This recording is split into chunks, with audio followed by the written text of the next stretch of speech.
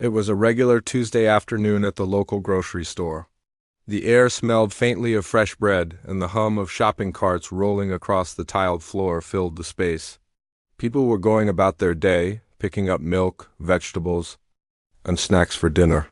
But in one corner of the store, things were about to get messy. Mia, a young cashier with a warm smile, was ringing up items at her register. She'd been working there for 2 years and knew most of the customers by name. It wasn't always an easy job, long hours, low pay, and sometimes difficult people, but she liked helping others and keeping her spirits high. That day, though, something happened that would change everything. A man walked up to Mia's counter. He looked like someone who expected everyone to drop what they were doing just for him. His cart was overflowing with groceries. Fancy cheese, expensive wine, organic fruits, you name it. As he unloaded his items onto the belt, he glanced around impatiently. "Hey," he said sharply, pointing at Mia. "You need to bag these for me." Mia paused for a moment, then smiled politely. "Sir, we've got signs posted everywhere saying customers have to bag their own groceries right now. We're short-staffed today, so I can't do it for you." The man's face turned red instantly. "What do you mean I have to bag my own stuff? Do you know who I am?" Mia blinked, confused. "No, sir." "Should one?" He leaned closer, his voice rising. "Yeah, you should. You work here, don't you? Your job is to serve me, not stand there looking useless." By now, other shoppers had started noticing the commotion. Some stopped to watch. Others pretended not to see, but slowed down as they passed. Mia tried again. "I'm sorry if this policy is inconvenient, but it's the same rule for everyone. If you'd like, I can show you where the reusable bags are kept." That didn't sit well with the man. He threw his hands up in frustration. "This is ridiculous. What kind of service is this? And why does it even matter? Are you too lazy to do your job properly?" Lazy, that word hit hard. Mia felt her cheeks burn, but she stayed calm. "Sir, I assure you I'm doing my best to help all our customers. This isn't about laziness, it's about fairness. Everyone has to follow the same rules." But the man wasn't listening anymore. Instead, he began shouting louder, using words that made some nearby shoppers gasp. Words that weren't kind. Words that cut deep, because they weren't just aimed at Mia, they were aimed at people who looked like her, sounded like her, lived like her. And then, out of nowhere, another voice joined the chaos. "Derek!" A woman hurried over, her designer handbag swinging wildly as she moved. This was Karen, the infamous queen bee of the Neighborhood Homeowners Association, HOA. She was known for throwing fits over misplaced trash cans or neighbors parking in front of her driveway. Now, seeing her son Derek losing his temper, she rushed to his side. "What's going on here?" Karen demanded, glaring at Mia. "Aren't you serving my son properly?" Mia took a deep breath. "Ma'am, I explained the situation to your son. Our policy clearly states—" Karen cut her off mid-sentence. "Policy? Who cares about policy when my son is paying good money to shop here? Don't you realize how much we contribute to this community? My taxes alone probably pay for half." "This store," people nearby exchanged glances. Some shook their heads, others whispered under their breath. One older gentleman muttered loud enough for everyone to hear, "Sounds like entitlement runs in the family." Derek, still fuming, grabbed his wallet and slapped a $100 bill on the counter. "Fine. Keep the change," he sneered. "But trust me, you haven't heard the last of this." With that, he stormed off, his mother trailing behind him. The tension in the air lingered long after they left. Shoppers slowly returned to their business, but whispers continued to spread throughout the store. Someone pulled out their phone and started recording a video recap of what had just happened. By evening, clips of Derek's meltdown and Karen's dramatic defense were circulating online, sparking outrage far beyond the small town. Little did anyone know, Derek wasn't just any rude customer. He held a powerful position in the community. He was the newly appointed police commander. And while he thought walking away from the scene meant the end of the matter, the truth was, this was only the beginning. Derek didn't walk away from the grocery store feeling victorious. Instead, he felt humiliated. His face burned every time he thought about how people had stared at him, or worse, whispered behind his back. He couldn't believe that a cashier, someone who worked for minimum wage, had dared to stand up to him in front of everyone. It wasn't just embarrassment. It was anger. Anger that someone like her had made him look bad? And Derek didn't take being made to look bad lightly, not when he was used to getting his way. Karen, his mother, wasn't helping matters either. On the drive home, she kept ranting about how unprofessional the whole situation had been. Can you believe her? Karen snapped, gripping the steering wheel so tightly her knuckles turned white. She completely disrespected you. We're paying customers, Derek. We deserve better than this. Derek nodded along, but inside he was simmering. He didn't care about fairness or respect, at least not in the way most people understood. Those words, what he cared about was control. For years, he'd relied on his authority as a police commander to bend situations to his will. If someone crossed him, there were always ways to make them regret it. A citation here, a warning there, it didn't take much to remind people who was in charge. But this was different. This wasn't just some random person messing with him. This was public humiliation. And Derek hated it. By the time they got home, Derek had already decided what he needed to do. He stormed into his office, slamming the door shut behind him, and picked up the phone, with Karen hovering anxiously. In the doorway, he dialed the non-emergency line for the police department. I want to file a complaint, he said, his voice cold and clipped. There's an employee at the local grocery store who refused to provide proper customer service. She was rude, uncooperative, and completely unprofessional. He paused, then added, "Oh, and the manager backed her up. I think it's worth looking into." Karen beamed with pride. "That's my boy," she said under her breath. To her, this was exactly how things should work. Rules weren't meant for people like them, they were meant for everyone else. Why shouldn't Derek use his position to teach that cashier a lesson? But Derek hadn't counted on one thing: technology. While he sat in his office plotting revenge, something else was happening outside his carefully controlled world. Unbeknownst to him, several shoppers who witnessed the scene at the grocery store had recorded parts of his tirade. One video showed him yelling at Mia, his face red with rage.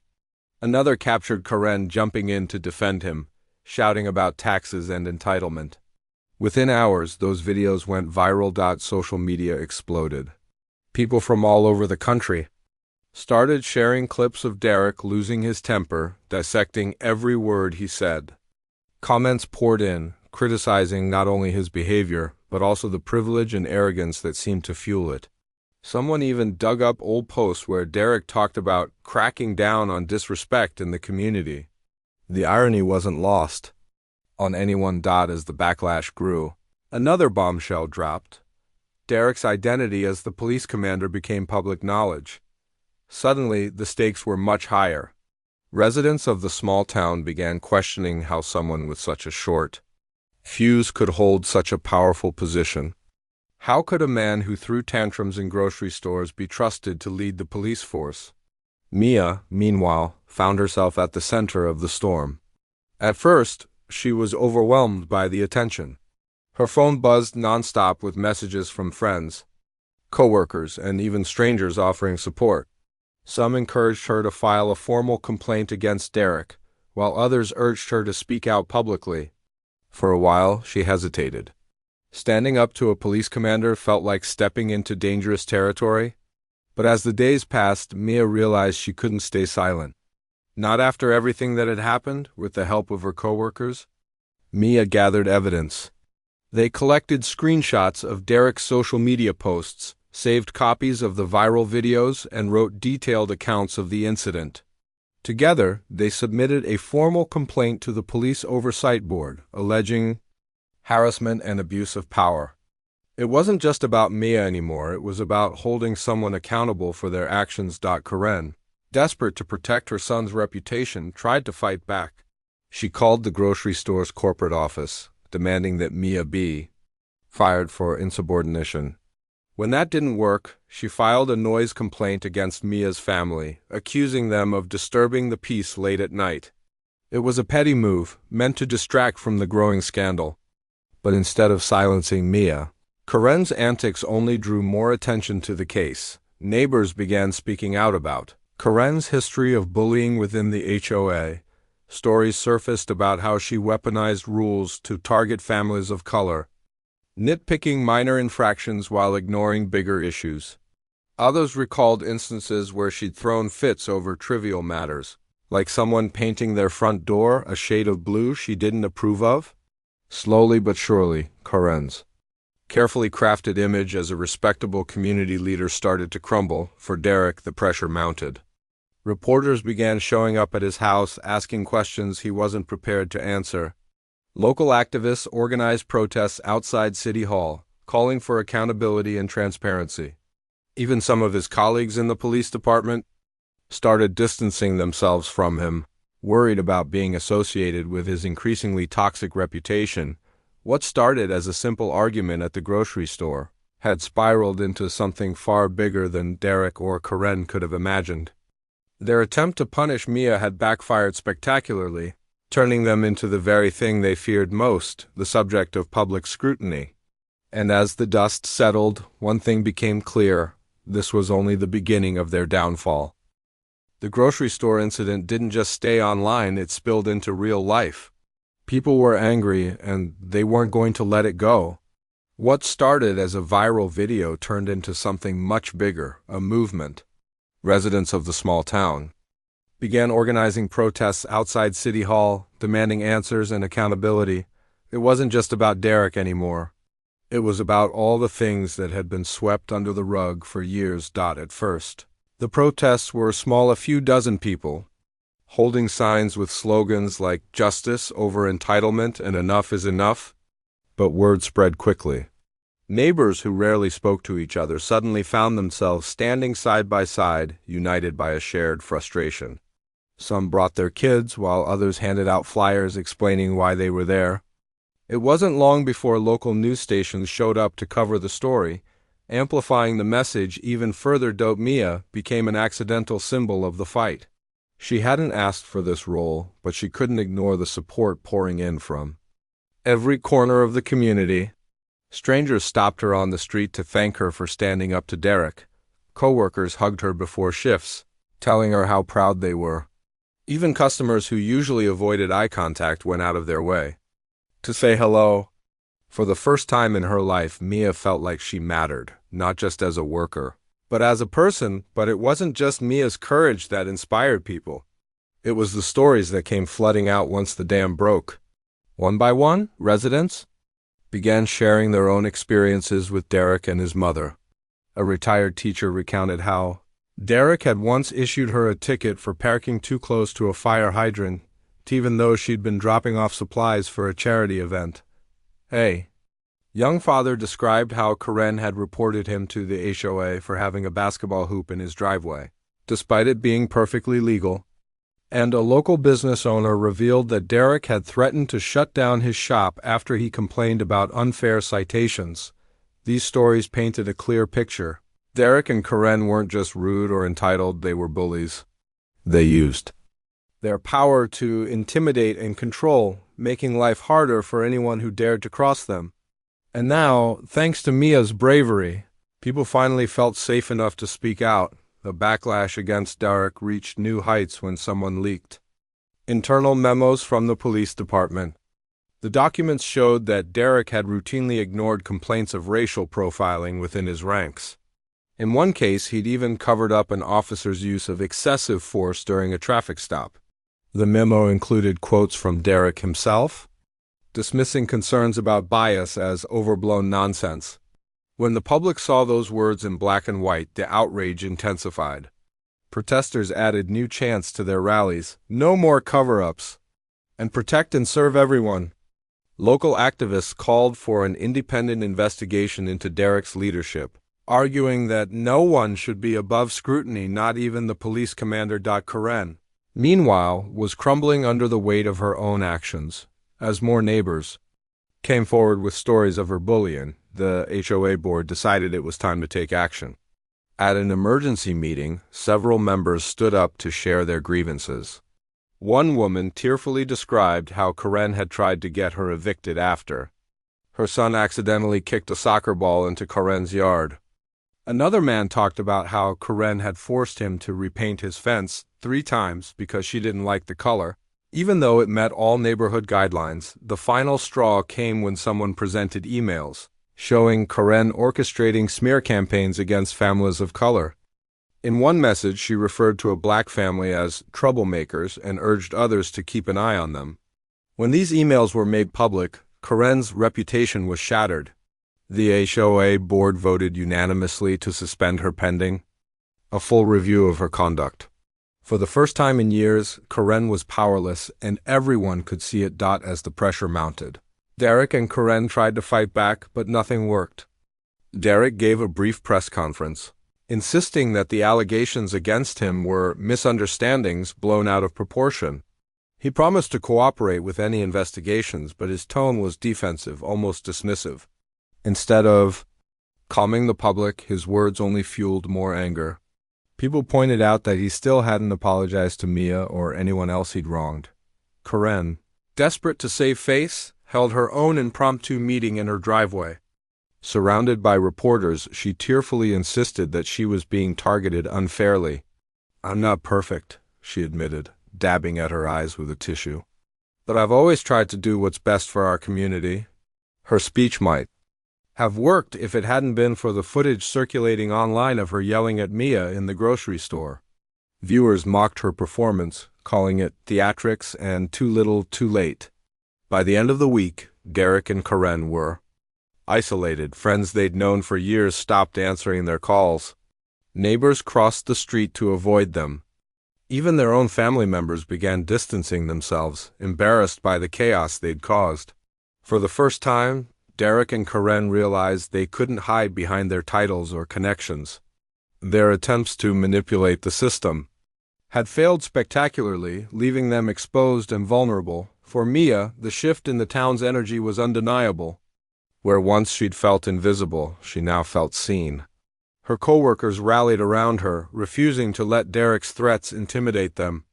Customers tipped generously, often slipping extra cash into her hand with a wink and a smile. One elderly woman even baked a batch of cookies for her, writing "Thank you" in frosting across the top dot. But perhaps the most surprising moment came when the grocery store manager pulled Mia aside after a busy shift. "Listen," he said, looking unusually serious, "you've handled everything with so much grace. I want you to know we're behind you 100%.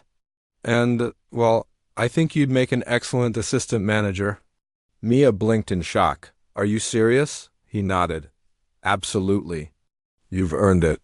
It was a small victory, but it meant the world to Mia. For so long, she doubted whether standing up for herself was worth the risk. Now, surrounded by people who believed in her, she knew she'd made the right choice.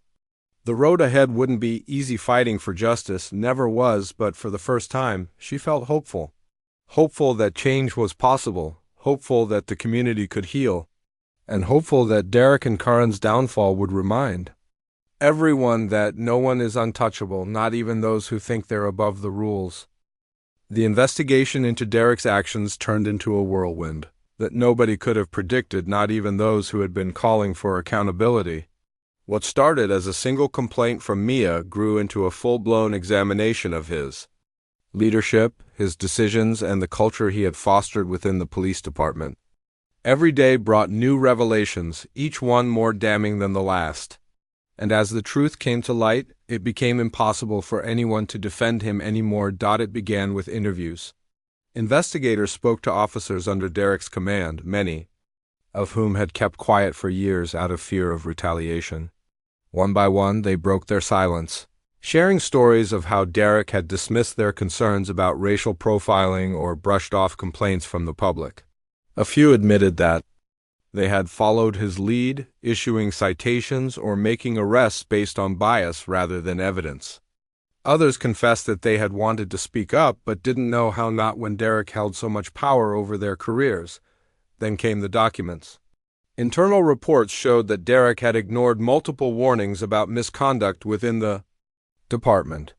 In one case, an officer was caught using excessive force during a routine traffic stop, leaving the driver with injuries that required hospitalization. Instead of disciplining the officer, Derek had downplayed the incident, claiming it was a misunderstanding. When the victim filed a formal complaint, Derek personally intervened to block any further investigation. These findings shocked the community. For years, residents had suspected that something wasn't right with the police department, but no one had proof until now. Seeing the evidence laid out in black and white made it impossible to look away. Protesters gathered outside City Hall, every evening holding candles and chanting for justice. Local leaders called emergency meetings to discuss reforms, while activists pushed for sweeping changes to ensure this kind of abuse of power wouldn't happen again.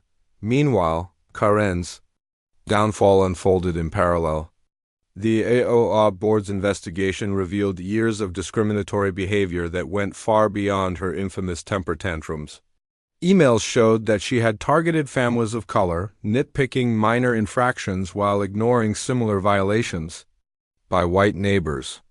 She had also pressured local businesses owned by minorities to change their signage or close early, citing vague community standards that didn't exist. Worst of all, she had used her position to spread false rumors about people she disliked, damaging reputations and tearing apart friendships. When the board announced its decision to permanently expel Karen, it felt like a weight lifting off the neighborhood. Some residents cheered openly, while others simply breathed a sigh of relief. For too long, Karen had ruled the HOA with an iron fist, making life miserable for anyone who dared challenge her. Now, finally, she was gone, and with her departure came a sense of freedom. Neighbors who had avoided each other for years began reconnecting, rebuilding relationships that Karen's drama had destroyed. Derek's fall from grace was equally dramatic, facing mounting pressure from the public, the mayor, and even members of his own department. He had no choice but to resign as police commander. His resignation letter was brief and defensive, blaming misunderstandings and unfair attacks for his decision to step down, but no one bought it. By then, the damage was done. Derek's reputation was in tatters, and there was no coming back from it. After stepping down, Derek disappeared from public view. Rumors swirled about where he had gone. Some said he moved out of town, while others claimed he was holed up at home, avoiding judgmental stares. Eventually, word got out that he had checked himself into therapy for anger management issues. Whether he was truly remorseful or just trying to save face remained unclear. Either way, most people agreed that his absence was a good thing. Without him around, the town felt lighter, freer. Karen fared no better. Once a feared figure in the neighborhood, she became a pariah. Friends stopped inviting her to gatherings. Neighbors crossed the street to avoid her. Even her own family distanced themselves, embarrassed by the scandals she had caused. Unable to bear the isolation, Karen eventually put her house on the market and moved away. No one knew or cared where she ended up. All that mattered was that she was gone. For Mia, the aftermath of the scandal was a mix of emotions. On one hand, she felt vindicated. Seeing Derek and Karen lose their grip on power proved that standing up for herself had been worth it. On the other hand, she couldn't shake the memories of that day at the grocery store, the way Derek had screamed at her, the hurtful words he had thrown around like weapons. Sometimes, late at night, she replayed the scene in her mind, wondering if she could have handled it differently. But deep down, she knew she had done the right thing. Standing up to bullies isn't easy, but someone has to do it, and she was glad it had been her. Life slowly returned to normal, or at least as normal as it could be after such a storm. The protests outside City Hall tapered off, replaced by quieter efforts to create lasting change. Activists worked with local leaders to implement new policies aimed at preventing discrimination and ensuring accountability. Officers in the police department underwent mandatory training on implicit BIAS and de-escalation techniques. And the HOA, eager to rebuild trust, elected a new board committed to fairness and transparency. Mia settled into her role as assistant manager at the grocery store. It was a big step up from cashier, and she took pride in mentoring newer employees. She encouraged them to speak up if they ever felt uncomfortable or disrespected, reminding them that they deserved to be treated with dignity. Customers noticed the difference too. The store had always been friendly, but now there was a warmth that hadn't been there before, a sense that everyone belonged. Still, Mia didn't let the attention go to her head. She stayed humble, focusing on what really mattered, helping her community heal. She organized workshops to educate local businesses on handling discrimination and empowered marginalized voices to stand up for themselves. Her story became a beacon of hope for others, a reminder that even in the face by overwhelming odds, justice can prevail when people come together. As for Derek and Karen, they faded into obscurity. Their names occasionally popped up in conversations, usually accompanied by eye rolls or muttered curses. They served as cautionary tales, proof that privilege and entitlement are no match for accountability in the court of public opinion. And though scars remained both in the town and in Mia's heart, the healing process had begun. Through it all, one lesson stood out: standing up to bullies isn't just about winning. It's about creating space for others to thrive. It's about showing people that they matter, that their voices are heard, and that they aren't alone. And in a small town that had once been divided by fear and intimidation, that message meant everything. Months passed, and the town began to heal. The wounds left by Derek and Karen's actions ran deep, but slowly, like cracks in a sidewalk filling with new growth, life found a way to move forward. People who had been afraid to speak up before now felt emboldened. Conversations that once seemed impossible became common at dinner tables, in coffee shops, even at neighborhood block parties. Change wasn't immediate, but it was steady, and for many, that was enough. Derek remained out of sight, though whispers about him still circulated. Some said he had moved to another state, trying to start over where no one knew his name. Others claimed he spent his days holed up in therapy sessions or working odd jobs far below his former status. Whatever the truth, most people agreed on one thing: they didn't miss him. His absence created space for others to step into leadership roles within the police department, people who genuinely cared about fairness and accountability. Slowly but surely, trust between law enforcement and the community began to rebuild. Karen, too, vanished from the neighborhood. Her house sold quickly, likely to someone eager to escape the shadow of her reputation. Rumors suggested she had relocated to a quieter town, hoping to fade into obscurity. But escaping the past isn't easy, especially when your actions leave such a lasting mark.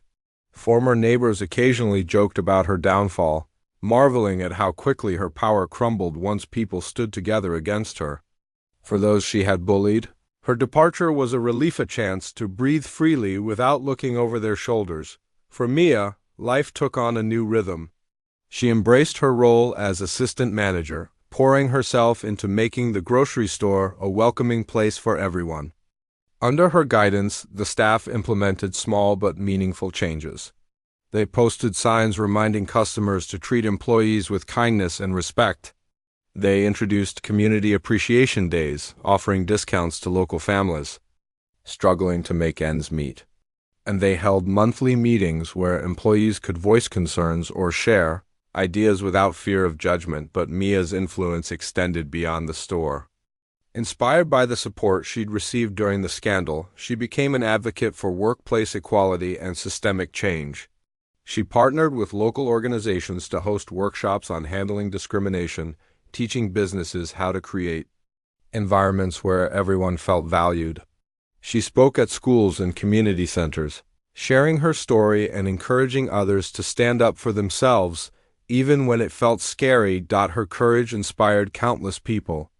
One day, a young man approached her after a talk, tears in his eyes. "I've been treated the same way you were," he confessed. "I always thought I had to stay quiet because I didn't want to cause trouble. But hearing you speak, it makes me think maybe I don't have to put up with that anymore." Mia smiled gently, placing a hand on his shoulder. "You don't," she said firmly. "No one deserves to be treated like that. And if enough of us say something, we can make things better, not just for ourselves, but for everyone." That moment stuck with her. It reminded her why she kept pushing forward, even when the scars of the past lingered. Standing up to Derek hadn't just been about defending herself. It had been about sending a message that bullying and entitlement have no place in a healthy community. That message resonated deeply, sparking conversations and actions that rippled outward, touching lives in ways she never expected. The town itself transformed in subtle yet profound ways. Neighbors who had once avoided each other began reaching out, forming bonds over shared experiences. Local leaders prioritized transparency, holding regular meetings to discuss issues affecting the community. The HOA, under its new board, focused on fostering inclusivity rather than enforcing arbitrary rules. Even the police department underwent significant reforms, implementing policies designed to prevent bias and ensure accountability. Of course, not everything changed overnight. There were still moments of tension, reminders of how fragile progress could be. A few residents clung to old habits, grumbling about all this sensitivity nonsense. But for every skeptic, there were dozens of others determined to keep moving forward. They organized fundraisers for marginalized families, volunteered at food banks, and celebrated diversity through festivals and cultural events. Bit by bit, the town became a brighter, kinder place. One evening, Mia stood outside the grocery store, watching the sun dip below the horizon. The parking lot buzzed with activity as shoppers loaded bags into their cars and kids chased each other. Around, everything seemed so ordinary, and yet it wasn't. This town had faced darkness and emerged stronger.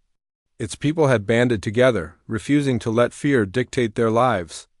And in doing so, they had proven something powerful, that unity is stronger than division, that kindness can overcome cruelty, and that standing up for what's right is always worth it.